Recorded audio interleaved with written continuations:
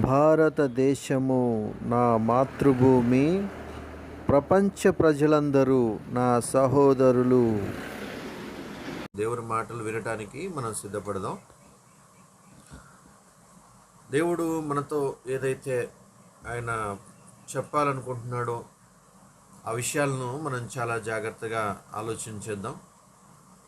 ఈరోజు మనిషి నీ గురి ఏంటి అనేటువంటి చక్కని సందేశాన్ని క్లుప్తంగా కొద్ది నిమిషాలు మనం నేర్చుకోవడానికి ప్రయత్నం చేద్దాం. ఈరోజు సహజంగా మనం ఆలోచన చేస్తే, ప్రభునందు ప్రియమైన దేవుని బిడ్డలారా, పరిస్థితులు ఎలా ఉన్నాయంటే ప్రతి మనిషికి ఒక గురి ఉంది, ప్రతి మనిషికి ఒక లక్ష్యం ఉంది, ప్రతి మనిషికి ఒక ఆలోచన ఉంది. ఈ రోజుల్లో మనం చూడగలిగితే ఆనాటి నుంచి ఈనాటి వరకు కూడా ప్రతి మనిషి యొక్క గురి ఏంటయ్యా అంటే శరీర సంబంధంగా ఏం తినాలి, ఏం తాగాలి, ఏం సంపాదించుకోవాలి, ఏం కూడబెట్టుకోవాలి, లేకపోతే ఏ ఉద్యోగం చేయాలి, ఏ వ్యాపారం చేయాలి, లేకపోతే ఏ ఒక్క మరి ఈ లోకంలో విహారయాత్రలకు ఎలాగెళ్ళాలి, లేకపోతే పేరు ఎలా సంపాదించుకోవాలి, గిన్నిస్ బుక్లో పేరు ఎలా ఎక్కాలి, లేకపోతే ప్రపంచంలో నేను మాత్రమే నంబర్ 1 టాప్గా ఉండాలి అని చాలామంది చాలా రకాల గురి కలిగి ఉంటారు, చాలా రకాల మరి ఆలోచనలు అయితే కలిగి ఉంటారు. అయితే ప్రభునందు ప్రియమైన దేవుని బిడ్డలారా, మనం ఆలోచన చేస్తే ఈరోజు మానవ యొక్క గురి ఏ విధంగా ఉంది అని ఒకసారి మనం గమనించాలి. ఈరోజు మనం చూడగలిగితే ఇవన్నీ కూడా ఉపయోగపడే గురి కలిగినటువంటి లక్షణాలైనా, లేకపోతే అతనికి ఉపయోగపడినటువంటి గురి లేనటువంటి లక్షణాల మనం గమనించాలి. వాస్తవానికి మనం చూడగలిగితే ఒకసారి బైబిల్లో నుంచి ఒక చక్కని మాటను మనం చదువుకుందాం. మన ఆలోచన చేస్తే ఫిలిప్పీ పత్రిక 3వ అధ్యాయము 17వ వచనంలో, ఫిలిప్పీ పత్రిక 3వ అధ్యాయం 17వ వచనంలో అపోస్తలుడైన పౌలు గారు ఇలా మాట్లాడుతున్నాడు. ఏమంటున్నాడంటే, సహోదరులారా, మీరు నన్ను పోలి నడుచుకునుడి, మేము మీకు మాదిరి అయి ఉన్న ప్రకారము నడుచుకుని వారిని గురిపెట్టి చూడుడి అన్నాడు. వాస్తవానికి పౌలు గారు ఏం మాట్లాడుతున్నాడంటే, పౌలు గారు అయితే నేను క్రీస్తుని పోలి నడుచుకొనుచున్నాను, మీరు నన్ను పోలి నడుచుకోండి అన్నాడు కొరింథీయులకు రాసినటువంటి మొదటి పత్రిక 11వ అధ్యాయంలో. ఇక్కడ ఏమంటున్నాడంటే, ఇక్కడ కూడా మరలా అదే మాట తెలియజేస్తూ ఉన్నాడు. మీరు నన్ను పోలి నడుచుకునండి, మేము మీకు మాదిరి ఉన్న ప్రకారం అని మరి ఇక్కడ అందరినీ కలుపుకుంటూ, శిష్యులందరినీ కలుపుతూ మాట్లాడుతున్న మాటను మనం చూస్తూ ఉన్నాం. మేము మీకు మాదిరి ఉన్న ప్రకారము నడుచుకుని వారిని గురిపెట్టి చూడుడి అన్నాడు. ఎందుకు గురిపెట్టి చూడాలంటే, ఈరోజు అనేకులు క్రీస్తు శిలువకు శత్రువులుగా నడుచుకొనుచున్నారు. వీరిని గూర్చి మీతో అనేక పర్యాయములు చెప్పి ఇప్పుడును ఏడ్చుచూ చెప్పుచున్నాను. నాశనమే వారి అంతము, వారి కడుపే వారి దేవుడు, వారు తాము సిగ్గుపడవలసినటువంటి సంగతుల యందు అతిశయపడుచున్నారు, భూ సంబంధమైన వాటి అందే మనసు నుంచుచున్నారు. 20వ వచనం, మన పౌరస్థితి పరలోకమందున్నదని అక్కడ నుండి ప్రభు అయిన యేసు క్రీస్తు అను రక్షకుని నిమిత్తము కనిపెట్టుచున్నాము అని చెప్పాడు. ఎందుకంటే ప్రభునందు ప్రియమైన దేవుని వల్లరా, ఈరోజు క్రైస్తవుడైన వానికి ఒకటే ఆలోచన ఉంది, క్రైస్తవుని కాని వానికి ఏమండి భూ సంబంధమైన ఆలోచనే ఉంది. క్రైస్తవుడు కాని వానికి ఇటు భూ సంబంధమైన ఆలోచనలు ఉన్నాయి, క్రైస్తవుడైన వానికి కూడా భూ సంబంధమైన ఆలోచనలు ఉన్నాయి. వీరి పరిస్థితులు ఎంతసేపటికి ఎలా ఉన్నాయని మనం ఆలోచన చేస్తే, భూమి మీద ఏం సంపాదించుకోవాలనే ఆలోచనే. స్థలాలు సంపాదించుకోవాలి, పొలాలు సంపాదించుకోవాలి, ఆస్తులు సంపాదించుకోవాలి, పేరు సంపాదించుకోవాలి, ఏమండి మరి ఇలాగూ అనేక రకాలుగా ఈ భూ సంబంధమైన వాటి మీదే మనసు పెడుతున్నట్టుగా మనం చూస్తున్నాం. అందుకని పౌలు గారు ఏమంటాడంటే, వీరు క్రీస్తు శిలువకు శత్రువులుగా నడుచుకుంటున్నారు. క్రీస్తు శిలువకు శత్రువులుగా నడుచుకోవటం అంటే, క్రీస్తు ఎందుకైతే సిలువ వేయబడ్డాడో, ఆయన ఎందుకైతే మరణించాడో, ఆయన ఎందుకైతే ప్రాణాన్ని పెట్టాడో, రక్తాన్ని కార్చాడో, ఈ త్యాగం అంతా వృధా చేస్తున్నారనేటువంటి విషయాన్ని ఏమండి పౌలు గారు మాట్లాడుతున్నాడు. ఇంకా నువ్వు ఆస్తులు సంపాదించుకోవటానా, ఇంకను నువ్వు ఈ లోకములో ఏమండి మరి ఆ, స్థలాలు సంపాదించుకోవాలన్నా, ఇంకా పనికి మాలిన వాటి కోసం పోరాటం చేస్తూ ఆరాటపడుతూ ఇంకా ఆత్మ సంబంధంగా ఎదగకుండా ఇంకా భూ సంబంధమైన వాటి కోసం నువ్వు ఇంకా ఎదురు చూస్తున్నావా, భూ సంబంధమైన వాటి మీద మనసు పెడుతున్నావా? అట్లయితే క్రీస్తు చేసినటువంటి త్యాగం నీ నిమిత్తం వ్యర్థమైపోతుంది. కాబట్టి క్రీస్తు ఎందుకైతే శ్రమ పడ్డాడో, ఎందుకైతే రక్తాన్ని గార్చాడో, ఎందుకైతే ప్రాణాన్ని పెట్టాడో, దాని మూలం ఏంటంటే నువ్వు రక్షణ పొందాలి, నువ్వు మారు మనస్సు పొందాలి, నువ్వు పరలోకానికి అర్హుడుగా నువ్వు మారాలి, పాతాళం నుంచి తప్పించబడాలి. ఎందుకంటే ఈ యొక్క భూమి మీద ఈ జీవితం చాలా చిన్నది గనక, ఎప్పుడు ముగిసిపోతుందో తెలియదు గనక నువ్వు సిద్ధపడాలి. నీ గురి కానీ, నీ ఆలోచన కానీ, నీ లక్ష్యం కానీ దేనిపైన ఉండాలయ్యా అంటే ఇదిగో పరలోక సంబంధమైన వాటి మీద ఉండాలి. ఎందుకంటే నీ పౌరస్థితి పరలోక సంబంధమైనది, భూ సంబంధమైనది కాదు. భూ సంబంధంగా నువ్వు ఆల్రెడీ చచ్చిపోయావు. భూ సంబంధంగా ఒకనాడు చనిపోయి మరలా ఆత్మ సంబంధంగా నువ్వు జన్మించావు. పాపముల ద్వారా మనం ఎప్పుడైతే చచ్చిపోయామో చనిపోయినటువంటి నిన్ను దేవుడు మరలా బ్రతికించాడు తన యొక్క కృపచేత. బ్రతికినటువంటి మనము ఎలా ఉండాలి అని మనం ఆలోచన చేస్తేనండి పైనున్న వాటి మీదే మనసు పెట్టాలని చెప్తుంటాడు. మరి ఈరోజు పరిస్థితులు మీరు చూడండి, ప్రతి మనిషి యొక్క గురి ఏ విధంగా ఉందో మనం ఆలోచన చేస్తేనండి, ఒకడేమో నేను ఎట్లయినా ఐఏఎస్ చేయాలండి అని ఆశపడుతూ ఉంటాడు, అది గురి అట.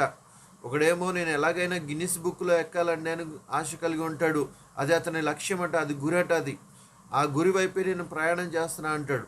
మరొకడేమో నేను ఈ పరుగు పందెంలో, ఈ భూ సంబంధమైనటువంటి ఈ యొక్క రేస్లో నేను ఎలాగైనా సరే నేను బహుమానం సంపాదించుకోవాలి, వరల్డ్ కప్ సంపాదించుకోవాలని ఒకటి క్రికెట్ విషయంలో, ఒకడేమో ఫుట్బాల్ విషయంలో, ఒక టెన్నిస్ విషయంలో, ఒకడేమో మరి డ్యాన్స్ విషయంలో, ఒకడేమో సింగింగ్ విషయంలో ఇలాగా భూ సంబంధమైనటువంటి అందచందాల విషయాల్లో గురి కలిగి ఉంటారు. వాటి మీదే ఎక్కువగా ధ్యాస పెట్టుకుని ఉంటారు, ఆలోచనలు చేస్తూ ఉంటారు. ప్రభునందు ప్రియమైన దేవుని బిడ్డలారా, ఇక్కడ మనం ఆలోచన చేయాల్సినటువంటి విషయం ఏంటంటే, ఇంతకీ నీ గురేంటి, నీ ఆలోచన ఏంటి? ఇది మనం ఆలోచన చేయాలండి. మన క్రైస్తవుడిగా నీ గురేంటి, ఆత్మీయుడిగా నీ గురేంటి, నీ ఆలోచన ఏంటి మనం గమనించాలి. అపోస్తలుడైన పౌలు గారిని అడిగితేనండి ఒక మాటను మనం ఆలోచన చేస్తే, ఫిలిప్పీయులకు రాసిన పత్రిక 3వ అధ్యాయము 14వ వచనం చదువుతాను. క్రీస్తు యేసునందు దేవుని ఉన్నతమైన పిలుపునకు కలుగు బహుమానమును పొందవలనని గురి వద్దకే పరిగెత్తుచున్నాను అన్నాడు. అంటే యేసుక్రీస్తు వారు మనకి ఏదైతే బహుమానాన్ని సిద్ధపరిచాడో ఆ బహుమానము పొందుకోవాలని గురి వద్దకే పరిగెత్తుచున్నాను. ఆ గురి ఎద్దుకే పరిగెత్తుతున్నాను. ఉన్నతమైనటువంటి బహుమానం పొందుకోవడానికి నేను గురి ఎద్దుకు పరిగెత్తుతున్నాను. గురి ఎద్దుకు పరిగెత్తేటప్పుడు నేను ఏం చేస్తున్నాను అని ఆలోచన చేస్తే, వెనుకున్న వాటిని మరిచిపెడుతున్నాను, వెనుకున్న వాటిని నిర్లక్ష్య పెడుతున్నాను. అంటే ఏవైతే అభ్యంతరపరుస్తున్నాయో, ఏవైతే ఆటంకం ఉన్నాయో వాటన్నిటినీ నేను నిర్లక్ష్య పెడుతున్నాను. అంటే చూడండి 13వ వచనం కూడా మనం ఆలోచన చేస్తే, సహోదరులరా, నేను ఇదివరకే పట్టుకుని ఉన్నానని తలంచుకున్నాను, అయితే ఒకటి చేయుచున్నాను, వెనకున్నవి మరిచి ముందున్న వాటి కొరకై వేగిరపడుచున్నాడు. వెనక ఏమున్నాయి? వెనక అనేక రకాలైనటువంటి బాధలు, కష్టాలు, ఇబ్బందులు, అప్పులు, అనేక రకాలైనటువంటి కోరికలు, అనేక రకాలైన భూ సంబంధమైనటువంటి ఆలోచనలు, ఇవన్నీ ఉన్నాయి. మనం ఆలోచన చేస్తే చూడండి, వెనక పీకుతూ ఉంటారు చాలామంది కుటుంబ సభ్యులు.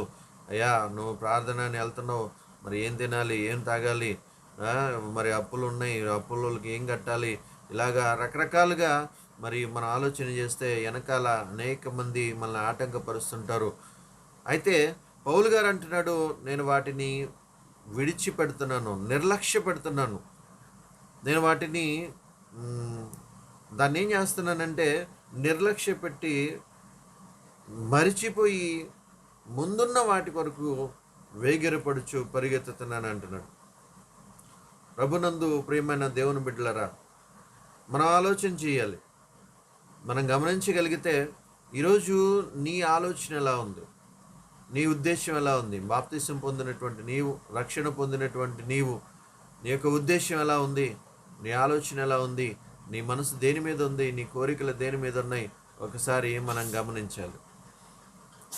ఒక బైబిలు నమ్మనటువంటి వాని, లేకపోతే విశ్వాసి కానటువంటి వానికి ఏ విధమైనటువంటి కోరికలు ఉన్నాయో, ఏ విధమైనటువంటి గురి ఉందో, ఏ విధమైన లక్షణాలు ఉన్నాయో, బాప్తిసం తీసుకుని క్రైస్తవుడిగా మార్చబడినటువంటి నీకు కూడా అదే గురి, అదే ఆలోచన ఉందా? అయితే ఇది గాలికై ప్రయాసపడినట్టుగా మారిపోతుంది. పౌలు గారు అంటాడు, నేను గాలిని కొట్టినట్టు పోట్లాడట్లేదు అంటాడు. గురికి తగలవల్లని గురి యొద్దకే పరిగెత్తుచున్నాను. నేను గాలిని కొట్టినట్టు నేను పోట్లాడట్లేదు. ఈరోజు చాలామంది ప్రభునందు ప్రియమైన దేవుని బిడ్డలారా గాలిని కొడుతున్నారు. ఏం చేస్తున్నారో తెలియట్లేదు. తన బ్రతుకులో, తన యొక్క జీవితంలో, తన పరిధి మొత్తంలో, తన జీవిత అంతము వరకు, ఏమంటే తన జీవితం యొక్క చివరి దినం వరకు అతని యొక్క మరి గురి అనేది ఎరగనటువంటి వారిగా, ఇదిగో గాలిలో కర్ర ఆడిస్తున్న వారిగా మనం చూస్తూ ఉన్నాం. ఏమంటే గాలిని ఎంత కొడితే మాత్రం దానికి నొప్పి తగిలిద్దా? ఏమండి గాలిని ఎంత దాన్ని భయంకరంగా దాన్ని శిక్షిస్తున్నాం అనుకోండి. గాలిని ఏదో నీకు కోపం వచ్చి, రోషం వచ్చి, ఏమండి బయటకు వచ్చి కర్ర తీసుకొచ్చి గాలిలో కర్ర తిప్పుతుంటే దానికి ఏమైనా నొప్పా? దానికి ఏమైనా బాధ? ఒకసారి మీరు ఆలోచన చేయాలి. ఈరోజు అలాగ కొట్టేస్తూ ఉన్నారు చాలామంది. వాస్తవానికి ఏంటంటే ప్రతి మనిషి ఒక గురి కలిగి ఉండాలి. ఆ గురి కొరకు, ఆ లక్ష్యం కొరకు పరుగులు తీస్తూ ఉండాలి. కానీ అలా కాకుండా ఏమంటే కర్ర తీసుకొని గాల్లో తిప్పుతూ ఉంటే ప్రయోజనం ఏంటి? మన జ్ఞాని అయిన సొలొమోన్ గారు కూడా అదే అన్నాడు. ఈ సూర్యుని కింద పడుతున్నటువంటి ప్రయాసం అంతా కూడా వ్యర్థమైనదిగాను, ఇప్పుడు గాలికై ప్రయాసపడుతున్నట్టుగాను ఉందంట. అంటే మనం గమనించగలిగితే ఈ సూర్యుని కింద నీ యొక్క గురి సరైనది కాకపోతే అది గాలికై ప్రయాసపడినట్టుంటుంది, వృధాగా ప్రయాసం అయిపోతుంది. అంటే పనికి రాని వాటి కోసం మనం ఆరాటపడుతూ పోరాటం చేస్తూ ఏమంటే ఒకవేళ మన జీవితాన్ని మనం గడుపుతూ ఉంటే ఏవి పనికిరానివంటే భూ సంబంధంగా ఈ భూమి మీదకి వచ్చిన ప్రతిదీ పనికిరానిదే. ఈ సూర్యుని కింద సమస్తం వ్యర్థమైనవే. అంటే జ్ఞానైన సొలొమోన్ గారు చెప్పినట్లుగా వ్యర్థము సమస్తము వ్యర్థమే అన్నాడు. ఏంటయ్యా వ్యర్థం అంటే ఈ సూర్యుని కింద నరుడు పడుచుండ ప్రయాసం అంతా కూడా వ్యర్థమైనది.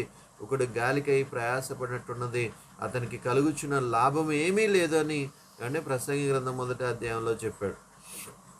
మనం గమనించగలిగితే మరి ఈరోజు నువ్వు గురి లేకుండా ఆ పనికిరాని వాటి మీద గురి పెట్టుకొని ఒకవేళ నువ్వు పని చేస్తున్నా, ఒకవేళ నువ్వు పోరాటం చేస్తున్నా, ఒకవేళ నువ్వు ఆరాటపడుతున్నా అది వ్యర్థమైనది అన్నాడు. ఎందుకు వ్యర్థమైనదో ఒకసారి మీరు గమనించాలి. ఎందుకు వ్యర్థమైనది? ఈరోజు నువ్వు చేస్తున్న పని ఎందుకు వ్యర్థమైనది?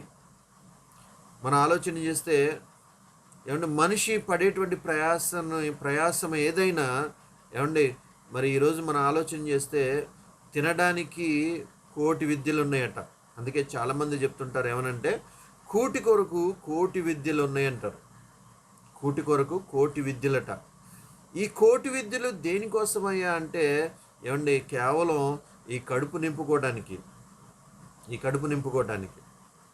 శరీరానికే, కేవలం శరీరానికి. నువ్వు ఏ విద్య చేసినా, ఏ పని చేసినా, ఏ కష్టం చేసినా, ఏ శ్రమ అనుభవిస్తున్నా ఇదంతా దేనికోసమై అంటే కేవలం శరీరం కోసం. మరి ఈ శరీరం దేనికి ఉపయోగపడుతుంది అని మనం ఆలోచన చేస్తానండి. ఈ శరీరం ఎంతవరకు ఉపయోగపడుతుంది అని మనం గమనించగలిగితే కేవలం ఏమండి ఈ యొక్క ఆత్మ ఈ దేహంలో ఉన్నంత వరకు మాత్రమే ఉపయోగపడుతుంది. మనం గమనించగలిగితే యేసుక్రీస్తు వారు ఒక చక్కని విషయాన్ని జ్ఞాపకం చేశారు. యోహాను సువార్త 6వ అధ్యాయము 63వ వచనంలో ఏమండి యేసుక్రీస్తు వారు ఒక చక్కని విషయాన్ని తెలియజేశారు. అదేమంటే ఆత్మయే జీవింపజేయుచున్నది, శరీరము కేవలము నిష్ప్రయోజనం. అంటే ఆత్మ జీవింపజేస్తుంది దేన్ని? ఈ శరీరాన్ని. ఈ శరీరము ఇంకా బ్రతికి ఉన్నదంటే, శ్వాస తీసుకుంటుంది అంటే, ఆహారం తింటుందంటే, ఏమన్నా మాట్లాడుతుందంటే, కదులుతుందంటే, చూస్తుందంటే దానికి మూలం ఏంటయ్యా అంటే, దానికి కారణం ఏంటయ్యా అంటే ఆత్మ దేహములో ఉన్నది గనక. ఇప్పుడు ఈ ఆత్మ దేహములో ఉంది గనక శరీరము జీవిస్తుంది. ఈ ఆత్మ ఈ దేహాన్ని విడిచిపెట్టి వెళ్ళిపోతే శరీరము కేవలము నిష్ప్రయోజనం అవుతుంది. మీరు గమనించండి ఒకసారి. ఇప్పుడు మీరు సంపాదించిన సంపాదన కానీ, పడినటువంటి కష్టం కానీ దేనికోసం మీరు పడ్డారు అంటే శరీరం కోసమే. కోటి విద్యలు దేనికై అంటే కూటి కోసం, ఈ కూడు ఈ దేహాన్ని నిలబెట్టడం కోసం. కానీ ఒకరోజు ఏమైందంటే ఈ దేహం అనేది నిష్ప్రయోజనంగా మారిపోతుంది, వ్యర్థమైపోతుంది. అందుకే మీరు ఆలోచన చేస్తే మరి ఎన్ని సంవత్సరాలు మరి సహవాసం చేసినా, ఎన్ని సంవత్సరాలు మరి కలిసి కాపురం చేసినా, ఏమంటే ఒకవేళ భార్య భర్తలో ఎవరైనా ఒకవేళ కోల్పోతే ఆ దేహాన్ని ఎవరైనా ఉంచుకుంటారా? ఎవరు ఉంచుకోరండి. కాబట్టి దాన్ని తీసివేయటమే, దాన్ని తగలబెట్టడమే, లేదా పారవేయటమే, పాతిపెట్టబడటమే ఇది మనం చూస్తున్నాం.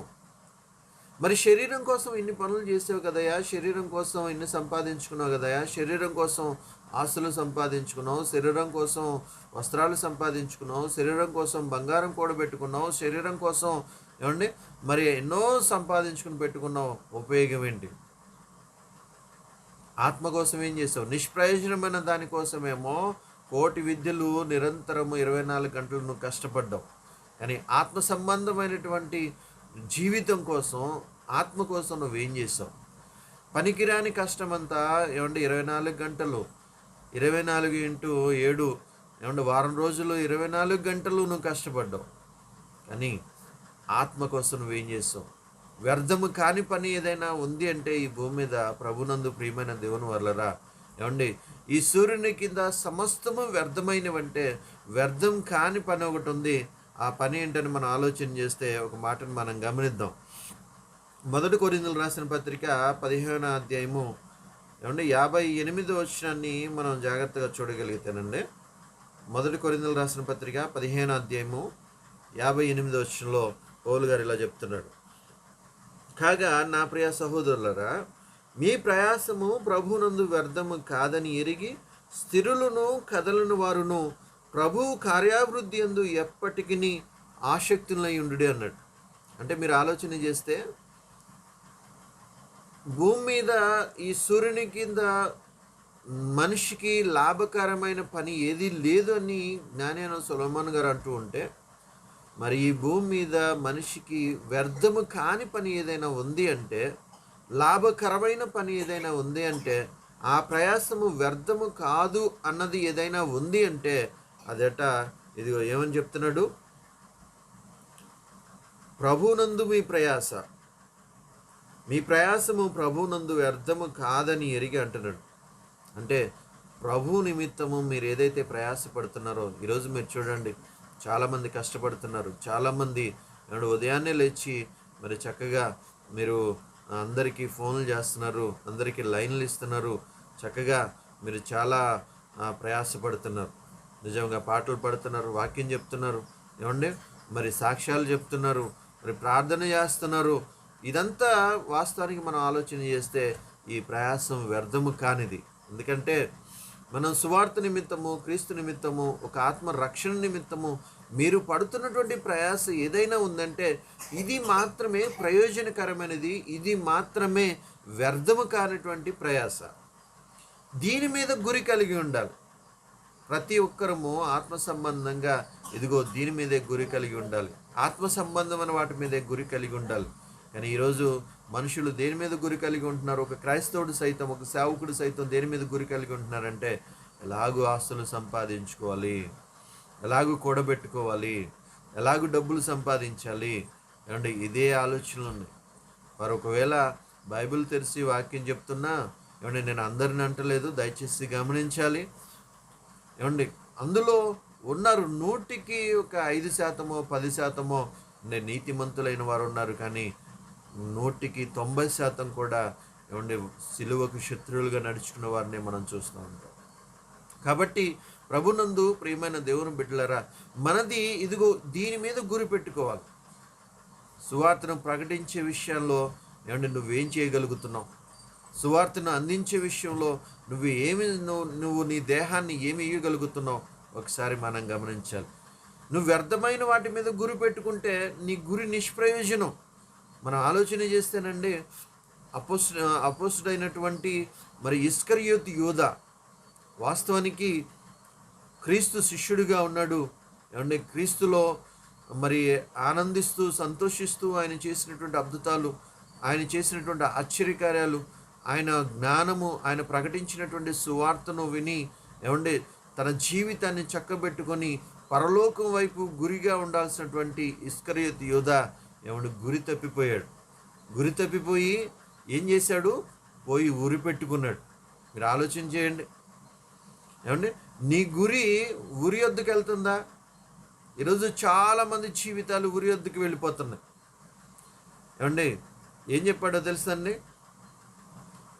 ధనాపేక్షట నష్టములోను నాశనములోను ఉరిలోను ముంచి వేస్తాయి అన్నాడు. ధనాపేక్ష నష్టములోను నాశనములను ముంచి వేస్తుంది. చాలామంది విశ్వాసం నుండి తొలగిపోయాట తమ్మును తాము నాశనం చేసుకున్నారే అని రాయబడి ఉంటుంది. కాబట్టి ప్రభునందు ప్రియమైన దేవుని వల్లరా, ఈరోజు కేవలం సువార్తను ప్రకటించటం, ఆత్మలో రక్షించటం, ఏమంటే ఆత్మ సంబంధమైన పని, పరలోక సంబంధమైన వాటి మీద మనం మనసు లేకుండా కేవలం భూ సంబంధమైన వాటి మీద మనసు ఉంది అంటే ఖచ్చితంగా మన గురి ఉరి యొద్దకు వెళ్తుంది అనే విషయాన్ని మనం గమనించాలి. కానీ వాస్తవానికి ఇస్కరియోతు యూదా తన యొక్క గురి పరలోకం మీద పెట్టుకోవాల్సింది పోయి, ఆత్మ సంబంధమైన వాటి మీద పెట్టుకోవాల్సింది పోయి కేవలం 30 వెండి నాణాల మీద పెట్టడం వల్ల తనకు ఉరి వచ్చింది. నష్టములోను నాశనంలోనికి వెళ్ళిపోయినట్టుగా మనం చూస్తూ ఉన్నాం. అలాగే మరి ఎలీషా యొక్క శిష్యుడిగా ఉన్నటువంటి గెహాజీ సైతము మీరు ఆలోచన చేస్తే ఏమండి గురువుగారి యొక్క అనుసంధానంలో నడవలసినటువంటి వాడు, గురువుగారి యొక్క కోవర్కర్గా పనిచేయాల్సినటువంటి వాడు, ఆత్మీయంగా ఆత్మ సంబంధమైన వాటి మీద మనసు పెట్టుకోవాల్సిన వాడు ఏమండి కేవలం వెండి నాణాల మీద, దుస్తుల మీద ఆశ పెట్టుకున్నాడు. పోయి ఏమండి కుష్టు తెచ్చుకున్నాడు, రోగాన్ని తెచ్చుకున్నాడు. గురి సరిగా లేకపోతే వచ్చేవన్నీ నష్టాలు, నాశనాలేనండి. మీరు గమనించండి. మన గురి ఎప్పుడైతే నిజంగా దేవుని మీద, నిజంగా ఆత్మ సంబంధమైన వాటి మీద, సువార్త ప్రకటించే వాటి మీద, ఆత్మల రక్షణ మీద మన గురి ఎప్పుడైతే ఉందో ఏమంటే దేవుడు మనల్ని అన్యాయం చేయడు, మనల్ని విడిచిపెట్టడు. ఖచ్చితంగా ఆయన వెనువెంట ఉండి నీకు కావాల్సిన వాటన్నిటినీ అనుగ్రహిస్తాడు. మొదట నా నీతిని, నా రాజ్యాన్ని వెతకండి, అప్పుడు అవన్నీ మీకు అనుగ్రహింపబడును అని యేసుక్రీస్తు వారు చెప్తూ ఉంటే, ఈరోజు చాలామంది మొదట క్రీస్తుని వెతకకుండా, మొదట ఏమంటే ఆయన మాటకు విలువనీయకుండా, ఆయన మీద ఆశ పెట్టుకోకుండా, ఆయన మీద గురి కలిగి లేకుండా ఈరోజు మనుషులు ఏం చేస్తున్నారంటే ఏమండి ఇదిగో మొదట ఏదైతే వెతకమన్నాడో దాన్ని పక్కకు పెట్టి, ఏదైతే వెతకకూడదో ఒక క్రైస్తవుడు వాటిని వెతుకుతూ వెళ్తున్నాడు. అందుకే నష్టంలోనూ నాశనంలోనూ వెళ్ళిపోతున్నాడు. కాబట్టి ప్రభునందు ప్రియమైన దేవుని బిడ్డలారా, మనం ఆలోచించేద్దాం. మనం ఎలా ఉన్నాం, మన స్థితి ఎలా ఉంది ఒకసారి మనం గమనిద్దామండి. మనం ఈరోజు దేని మీద గురి పెట్టుకున్నాం?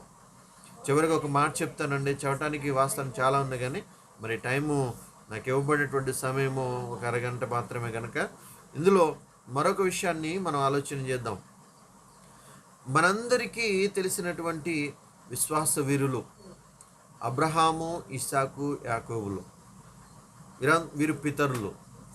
అబ్రహాము, ఇస్సాకు, యాకోబు పితరులైన వారు ఏమంటే నిజంగా వారు ధ్యాస కానీ, వారి ఆలోచన కానీ, వారి గురి కానీ దేని మీద ఉందయ్యా అని మనం ఆలోచన చేస్తే, ప్రభునందు ప్రియమైన దేవుని బిడ్డలారా, ఒక మాటను చదువుదాం.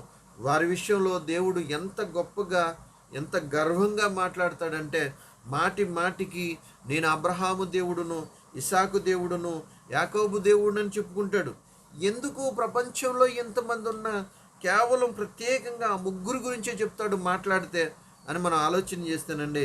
ఆ ముగ్గురు యొక్క వారి యొక్క గురి, వారి యొక్క లక్ష్యము ఎంత ప్రత్యేకమైనదని మనం ఆలోచన చేస్తానండి. చూడండి, హెబ్రీయులకు రాసిన పత్రిక 11వ అధ్యాయం 11వ అధ్యాయము 9వ వచనం నుంచి మనం చూడగలిగితే, హెబ్రీయులు రాసిన పత్రిక 11వ అధ్యాయము 9వ వచనం నుంచి మనం ఆలోచన చేస్తే, విశ్వాసం బట్టి అతడును అతనితో ఆ వాగ్దానమునకు సమాన వారసులైన ఇస్సాకు యాకోబు అని వారు గుడారములో నివసించుచు అన్యుల దేశములో ఉన్నట్టుగా వాగ్దత్త దేశములో పరవాసులైరి. ఎలాగనగా దేవుడు దేనికి శిల్పియు నిర్మాణకుడై ఉన్నాడో పునాదులు గల ఆ పట్టణం కొరకు అబ్రహాము ఎదురు చూచుచుండెను. చూడండి, దేవుడు అబ్రహాము ఇస్సాకు యాకోబులకి వాగ్దానం దేశం ఇచ్చాడండి. దేశం 1 ఎకరం కాదు, 2 ఎకరాల పొలం, 1 ఎకరం స్థలం, 2 ఎకరాల స్థలాలు కాదండి. దేశం అంటే ఎన్ని ఎకరాల స్థలం ఉంటుందో ఒకసారి మీరు ఆలోచించండి. ఇన్ని ఎకరాల స్థలాన్ని, పాలుతేళ్లు ప్రవహించేటువంటి స్థలాన్ని, దేశాన్ని వారికి వాగ్దాన భూమిగా ఇస్తే ఏమండి, వారు చక్కగా ఆ యొక్క భూమిని బట్టి వారు మరి రియల్ ఎస్టేట్ చేసుకొని, లేకపోతే పెద్ద పెద్ద భవనాలు కట్టుకొని మరి ఎంజాయ్ చేయాల్సినటువంటి మనుషులు ఏమంటే వారు ఏమంటున్నారు తెలుసా? మాకెందుకయ్యా పునాదులు లేని ఈ పట్టణం, మాకెందుకు? పునాదులు కలిగిన పట్టణం పరలోకం మాకు కావాలి. ఎందుకంటే ఈ భూమికి పునాది లేదు, పునాది లేనిది పడిపోయిద్దని యేసుక్రీస్తు వారు ముందే చెప్పాడు. దేవుడు కూడా అండి, ఇది ఏదో ఒక రోజు పడిపోవాలని చెప్పే పునాది మీద దీన్ని లేదు. దేవుడి భూమిని ఆకాశంలో శూన్యమండలంలో వేలాడదీశాడు. కాబట్టి వీరు ముందుగానే ఎరిగారు. ఏమంటున్నారంటే, పునాదులు లేని పట్టణం మాకెందుకు, పునాదులు కలిగిన పట్టణం మాకు కావాలి అని మేము కేవలం ఈ భూమి మీద పరదేశులము యాత్రికులమై ఉన్నామని ఒప్పుకొని వారు ఏం చేశారంటే గుడారాల్లో బ్రతికారట. గుడారాల్లో నివసించారు. ఎందుకంటే మేము రేపు ఎల్లుండి అక్కడికి వెళ్ళిపోవాలి, మేము అక్కడికి వెళ్ళిపోవాలి, మాకెందుకు? యాత్రలో ఉన్నవాడు ఎవడు కూడా స్థిరమైన నివాసాలు కట్టుకోడు. వారు నిజమైనటువంటి యాత్ర ఇది అని గ్రహించి వారు కేవలం గుడారాల్లో బ్రతికి ఏమండి వారు పరలోకం కోసం ఎదురు చూస్తున్నారట, నిత్య జీవం కోసం ఎదురు చూస్తున్నారు. వారు తమ జీవితంలో పరలోకాన్ని గురిగా పెట్టుకున్నారు. అందుకని దేవుడు అంటున్న మాట ఏంటని మనం ఆలోచన చేస్తేనండి, 16వ వచనాన్ని చదువుతాను. దేవుడు ఎందుకు వీరి గురించి ఇంత గొప్పగా చెప్తాడంటే, 16వ వచనంలో, 11వ అధ్యాయము 16వ వచనంలో, అయితే వారు మరీ శ్రేష్టమైన దేశముననగా పరలోక సంబంధమైన దేశమును కోరుచున్నారు. అందుచేత తాను వారి దేవుడునని అనిపించుకున్నటకు దేవుడు వారిని గురించి సిగ్గుపడడు. చూడండి, తాను వారి దేవుడునని అనిపించుకున్నటకు దేవుడు వారిని గురించి సిగ్గుపడట. ఎందుకంటే ఎంత ఇచ్చినా కూడా దాన్ని పక్కకు పెడుతున్నారు. కేవలం నన్ను మాత్రమే కోరుకుంటున్నారు, నేనున్నటువంటి లోకాన్ని మాత్రమే కోరుకుంటున్నారని దేవుడు అంటే నిజంగా వారి గురించి చాలా గొప్పగా గర్వంగా చెప్పేటువంటి మాట ఏంటంటే, నేను అబ్రహాము దేవుడును, ఇస్సాకు దేవుడును, యాకోబు దేవుడు. వారు దేని మీద పెట్టుకున్నారు గురి అంటే? పరలోక సంబంధమైన వాటి మీదే పెట్టుకున్నారు. భూ సంబంధమైన వాటి మీద మనసు పెట్టలేదు. కొలసీలకు రాసిన పత్రికలో ఉంటుంది, మీరు క్రీస్తు యేసుతో కూడా లేపబడిన వారు అయితే పైనున్న వాటి మీదనే మనసు పెట్టండి, భూ సంబంధమైన వాటి మీద మనసు కలిగి ఉండకండి. మీ గురి, మీ లక్ష్యము పరలోకం వైపు ఉండాలి, నిత్య జీవం వైపు ఉండాలి, శాశ్వతమైన దాని వైపు ఉండాలి, పునాదులు గల పట్టణం వైపు ఉండాలి. కానీ మీ గురి ఈరోజు ఎలా ఉంది? తప్పిపోతుందేమో. చేదైన వేరు ఏదైనా మొలిచి మన జీవితాన్ని నాశనం చేస్తుందేమో. ఏమండి, సులువుగా చిక్కులు పెట్టే పాపంలో మనం ఇరుక్కుపోతున్నామేమో. ఒక్కసారి ప్రభునందు ప్రియమైన దేవుని బిడ్డలారా, మనల్ని మనం పరీక్షించుకుందాం. మన యొక్క హృదయాలను మనం ఏమండి ఒకసారి మనల్ని మనమే శోధించుకుందాం. ఈరోజు నీ గురి దేని వైపు ఉంది?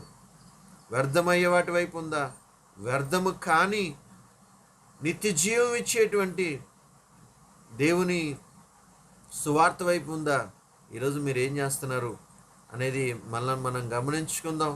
ఒకవేళ పనికి మాలిన వాటి కోసం గురి కలిగి ఉంటే ఏమండి మన గురి ఉరి యొద్దకు వెళ్తుందని ఎరిగి అటు వాటిని విడిచిపెట్టి ఇదిగో నిత్య జీవం ఇచ్చేటువంటి దేవుని మాటల వైపు మనమందరం రావాలి అని, నిత్య జీవం కొరకు ఏమండి మనం గురి కలిగి ఉండాలని, ఆ గురిలో మనల్ని వెనక్కి లాగుతున్నది ఏదైనా సరే విడిచిపెట్టి మరచి ముందున్నటువంటి నిత్య జీవం కొరకు, ముందున్నటువంటి నీతి కిరీటం కొరకు మనం అందరం ఎదురు చూడాలని చెప్పి మనం చేస్తూ మరి ఈ మాటలు ముగిస్తున్నాను.